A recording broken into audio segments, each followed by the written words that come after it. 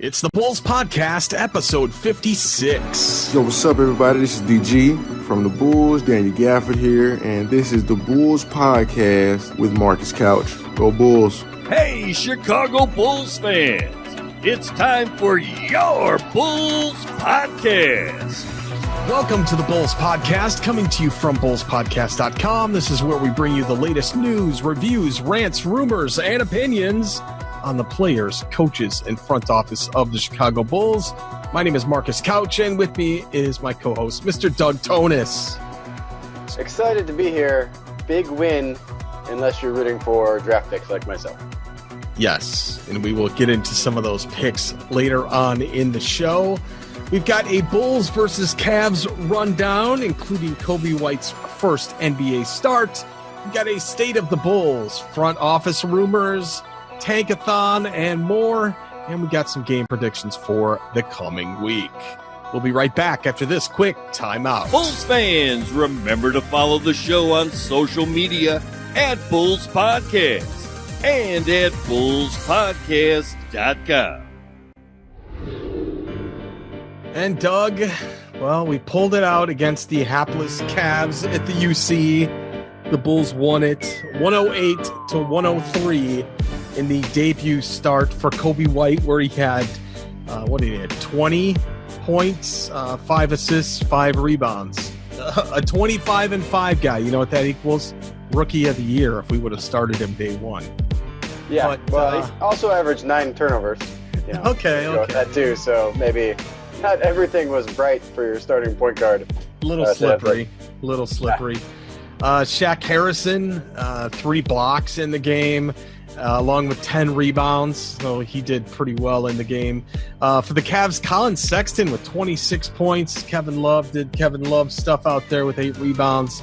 Dellavedova with 8 assists. Andre Drummond popped in with 2 steals. And Cedi Osman checked in with just 1 block. So overall, kind of a wild game without Zach LaVine.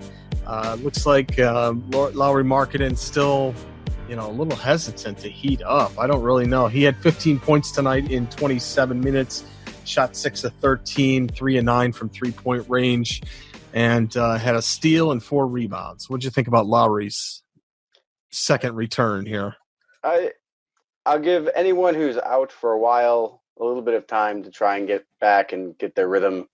But he didn't look good. He looks awkward still. An extension of how he's looked most of this season, just not very good. And we'll hope for better. But I think at this point, I'm on the Lauri is just a role player bandwagon. It's his 3rd year. You're expecting him to kind of step up and play a lot better. And instead, we've seen him regress to the worst year of his NBA career. And you think it's coaching? I don't think it's coaching. I just think he's not as good as we thought he was. Took people by surprise a little bit his first year. And, he's expected him to become an elite 3-point shooter. That hasn't happened. He's not that athletic. It just doesn't really have a huge advantage. Like, I don't know where you think Lauri is going to be great against other players. Like, what does he offer offensively if it's not shooting, which it hasn't been? If it's not shooting, what does he offer offensively that is so difficult to stop? I can't really say that. It's not defense, that's for sure. He's not a shot blocker. He's not a great ball handler. He doesn't have great court vision. If he's going to be a good player, it's because he's a great shooter. That's what he was in college, and that's kind of what we hoped he would be. And that hasn't happened. And I don't think that's coaching. He's gotten lots of open looks. I think most of his looks have been open, and he's not taking them. He looks a little better when he puts the ball on the floor, but I don't think that's going to be a consistent matchup win for him offensively. So, I think he's a fine player. Like, he'll have a good NBA career. He can last in the league for a while. I'm sure this won't be his peak season in his career. But I think his role as potential star, I don't see that anymore at all. Okay, well, either way, he's on his comeback, as is Wendell Carter Jr., who played 26 minutes and got 17 points, 6 rebounds, 2 steals. Not too bad. 2 turnovers, though. Denzel Valentine seems to be in rare form. 22 minutes, 15 points, 6 of 12 from field goal shooting, and 3 of 6 from three-point range. And Otto Porter, another one of the comeback kids, 25 minutes and 15 points off the bench, shooting 6 of 11, but only 2 out of 5 from 3. And 2 assists, 2 steals, 4 rebounds. So not bad for Otto Porter, who seems to be coming back from that foot injury pretty well.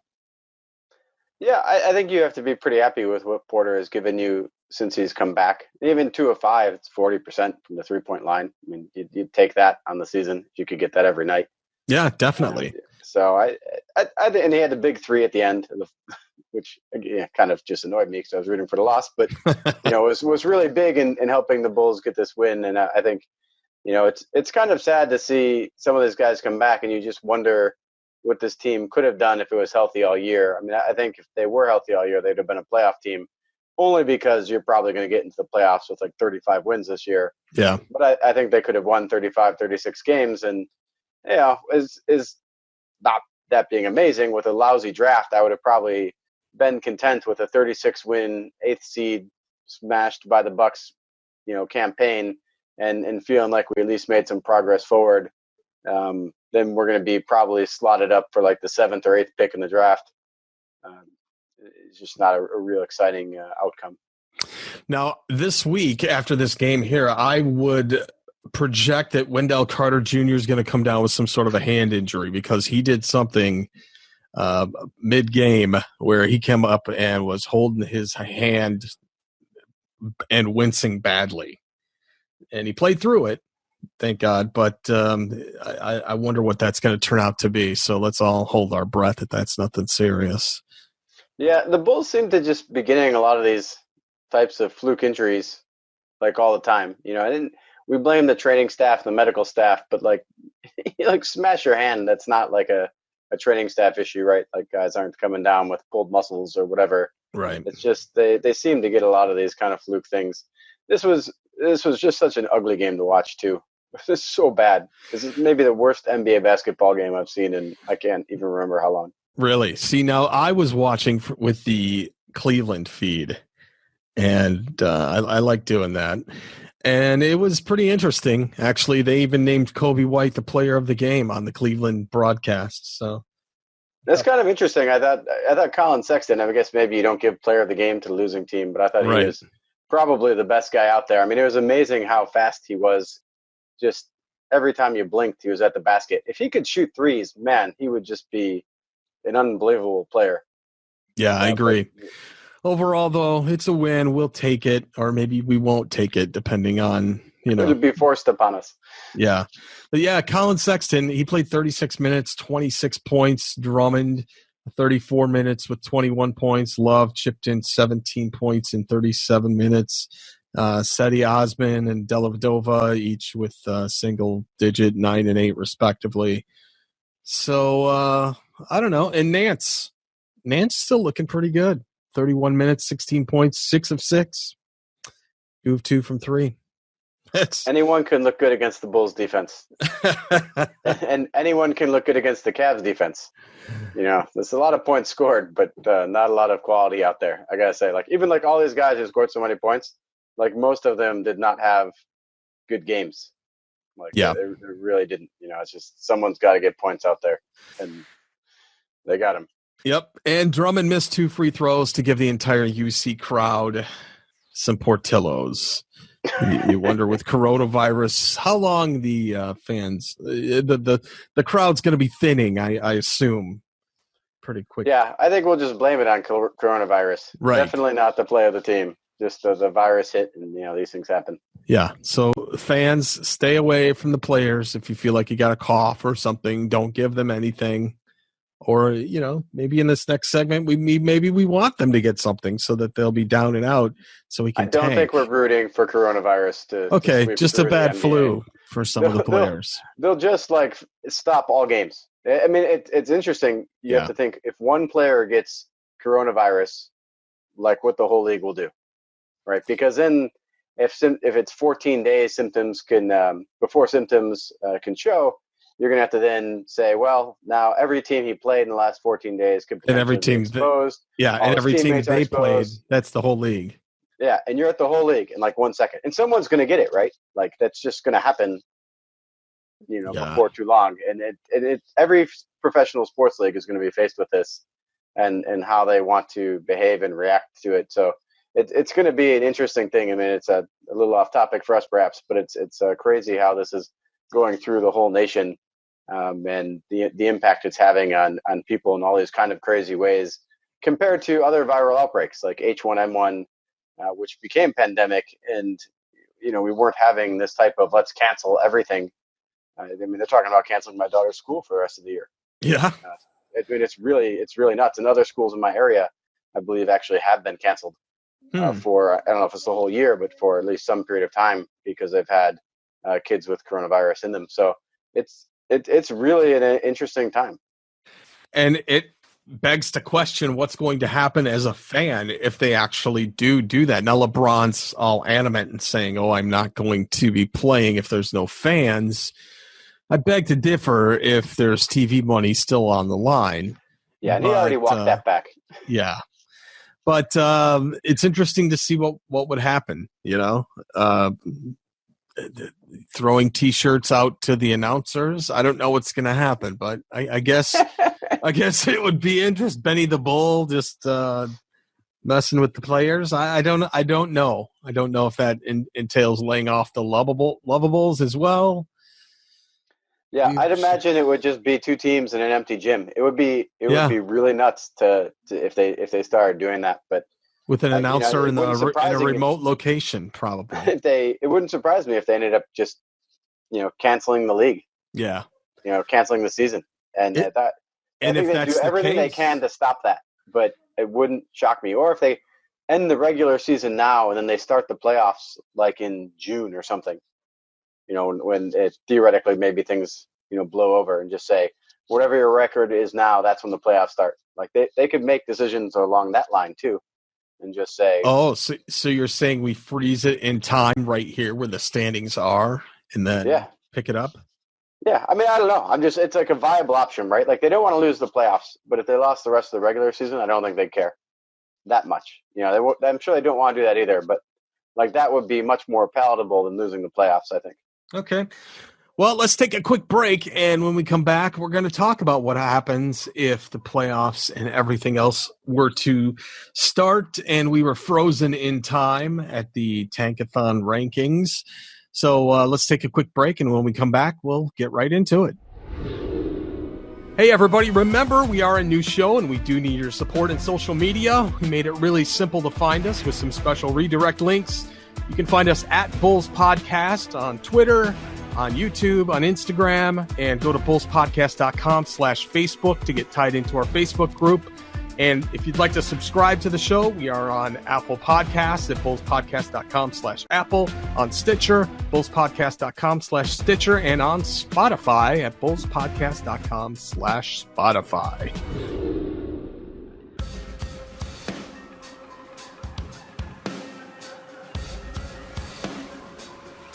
All right, let's get into State of the Bulls. And right now, if things were frozen in time, the Bulls would actually have the 7th best position overall in terms of the draft, the lottery. We'd have, a 7.5% chance of getting the number 1 overall pick, which is not that great. So this 7 number keeps coming up again. Can't believe it. They would have about a 32% chance of moving up to the top 4, which is not so bad. But it's interesting if you've been watching Tankathon. A lot of the teams that are in the 2 through 6 spot have been playing like reasonably well compared to the Bulls. Atlanta's 5-5. Cleveland was 4-6 in their last, or 4-6 in the last 10 now, even after the last night. The Bulls actually had been gaining ground in that area. You were, until the win tonight, you were bunched up where you've got 2 teams at 19 wins, 3 at 20, and now the Bulls and Hornets are at 22 wins each. So they're a couple wins out of like the moving up period, but they're probably generally playing worse basketball than the teams ahead of them.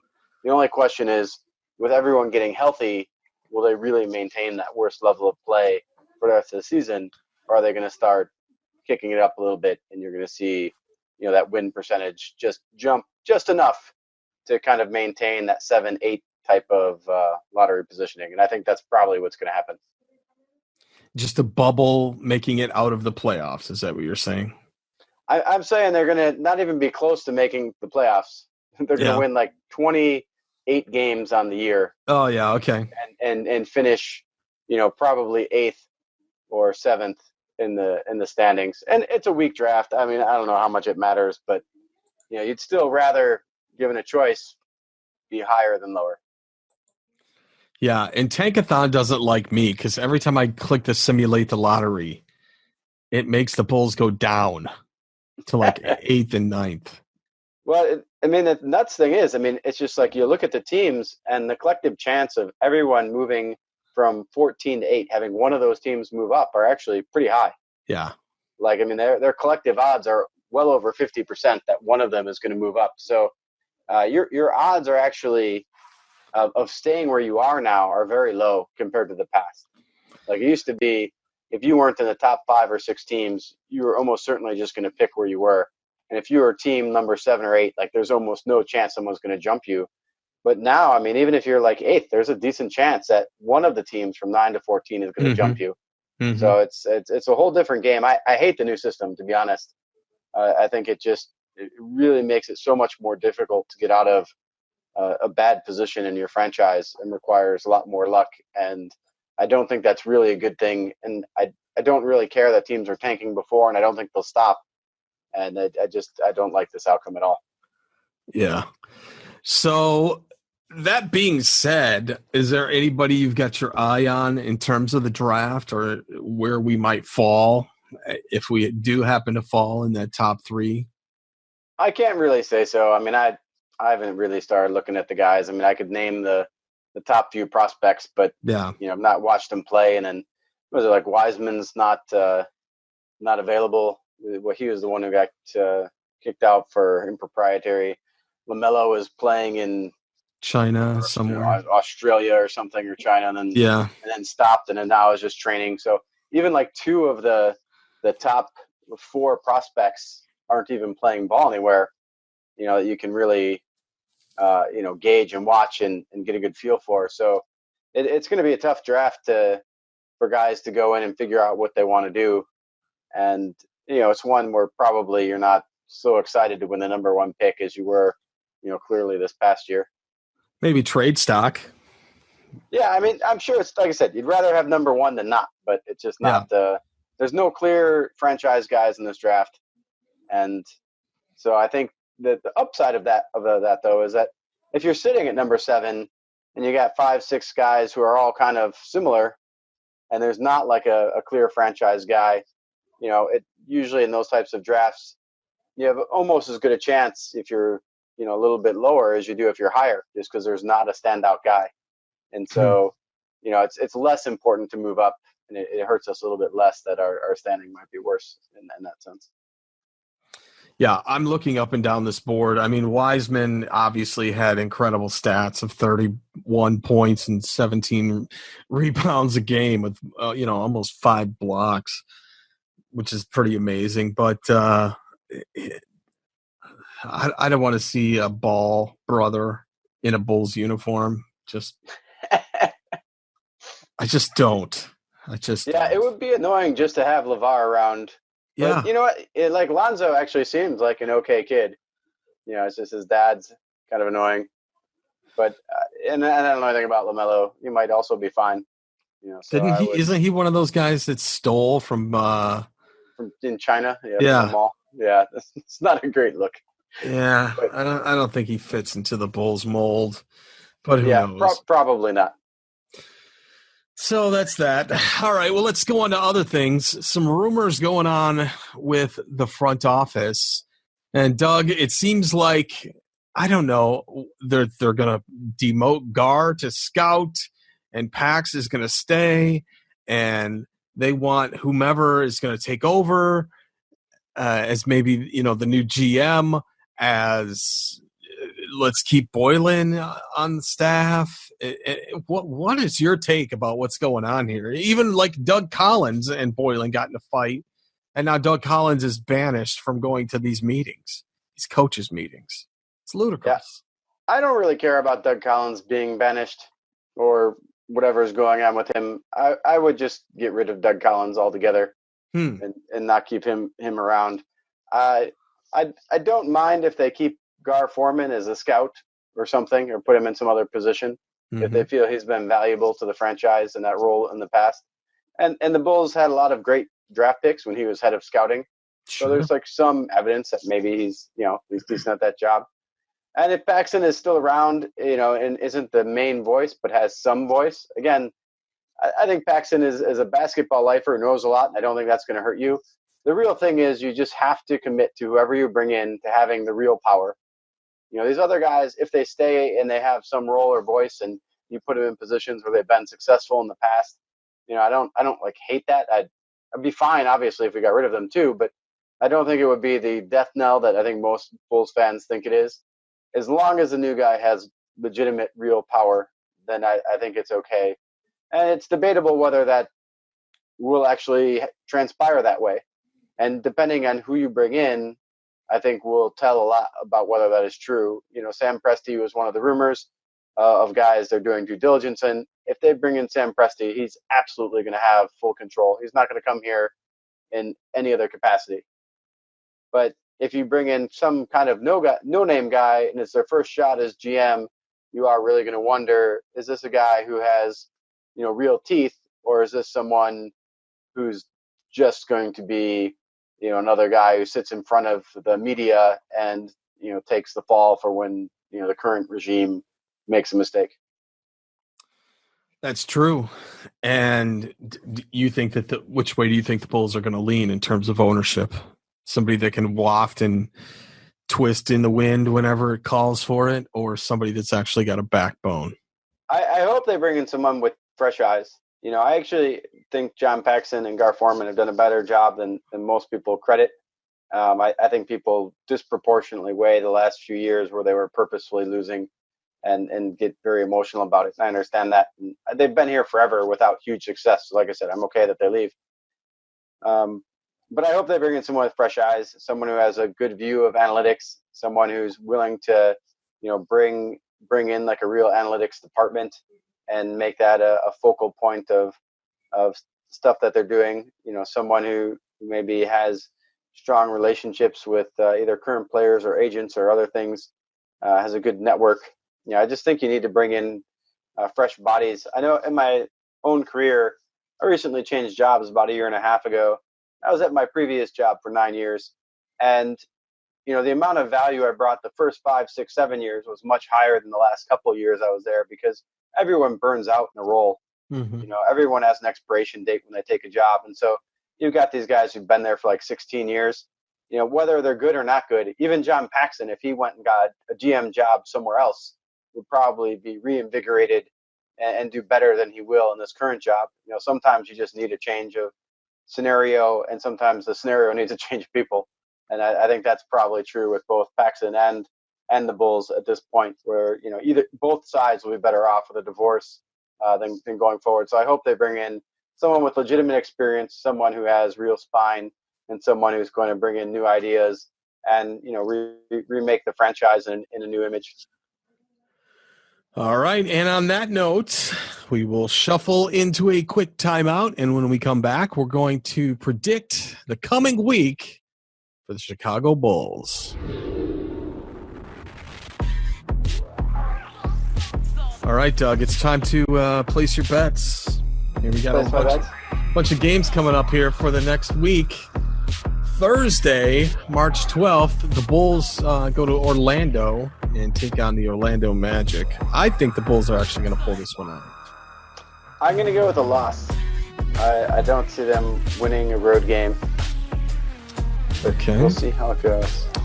All right. And then Saturday, we've got a March 14th, Bulls at Miami. Jimmy Butler's going to get to take apart our guys. I'm going to go with an L on this one. What do you think? I'm with you. That's a loss. All right. And then the following day, we got a back-to-back here. Sunday, March 15th, the Bulls versus the Celtics. I'm going with the loss on that. I'm going to agree. You're not going to win a back-to-back against the Boston Celtics No. on a travel day. And then we got a couple days off. And Wednesday, March 18th, the Bulls will take on the Miami Heat in the UC. And I think they're going to win that game. You know what? I'm tempted to also go with the win, but I just can't. I think they're gonna lose. I was too optimistic last time we did this, and so now I'm going full pessimism. But Okay. I do think of these 4 games, actually, that's the one I think they're most likely to win. I think Zach LaVine will be back, and I think he loves to try to bring it against Jimmy Butler just because of the trade. Yeah. And the Bulls might have everyone healthy, and it's a home game, and they'll have some rest days. I think a lot of things line up that if you're going to pick an upset, that's a good one. But I still think Miami is too good. You know, that's usually the games that Zach shines. You're right.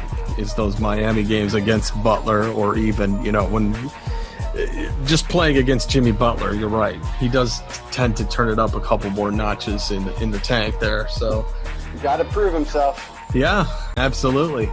So, well, let's recap this then. Then that means Thursday, March 12th, I'm going with the win. You're going with the loss. Saturday, March 14th against the Miami Heat in Miami. We're both going with the loss on that one. Sunday, March 15th, both going for a loss against the Celtics. And then we're split. I think a win. Doug goes with the loss with his gut on Wednesday, March 18th versus the Miami Heat in the UC. And with that, we will take a quick break and come back to close it all out right after this. And you can follow the great one, Mr. Doug Thonus, at twitter.com/Doug_Thonus, spelled THONUS. Me, you can find on Twitter at Marcus Couch and on Instagram at Marcus Couch. Everything show related you can find at Bulls Podcast. Make sure you're connected with us everywhere we are. And if you can't remember anything as far as where to get the show or links or anything like that, go to bullspodcast.com. We got it all over there. Doug, closing thoughts from you. Well, just hoping to see some exciting Kobe White doing Kobe White things over the next few games. That's really about all that you watch for these days. Yeah.